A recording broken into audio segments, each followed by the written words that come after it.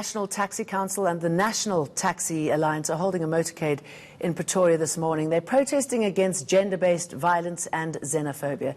Several streets in the CBD will be affected. Let's find out more about what's going to happen today with ENCA's John Bailey. John, I believe that it's pretty empty, quiet behind you. What's the expectations? When's it all going to kick off and how?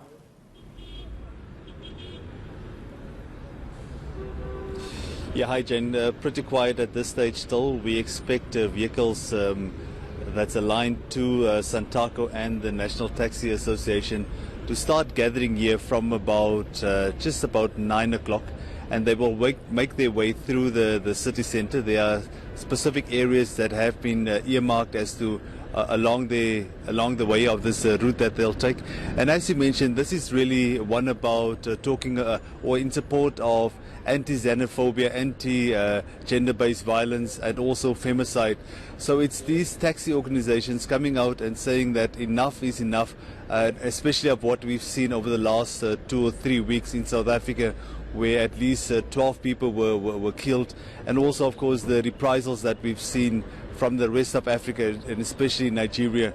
So we expect the vehicles to start gathering and the drivers to start gathering from about 9 o'clock. It will cause quite a lot of disruption to the streets in the capital city. But we have the police ready on standby, and they will be monitoring as the vehicles proceed through the city. And, I mean, are locals there aware of this? How do they feel about this? Do they feel that the taxi associations are the right people to be doing this sort of thing?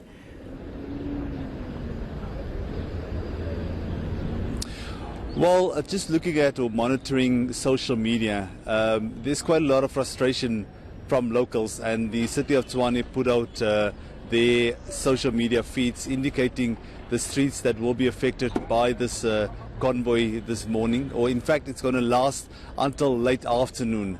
So many people are quite frustrated, saying that they don't know why this is allowed to happen, because it will inevitably affect traffic in the city, but also obviously have an impact on the economy here in the capital.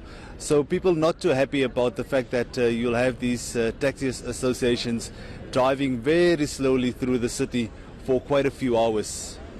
Okay, but possibly worth it, because it's a good message that they're sending out, isn't it? John, thank you for that.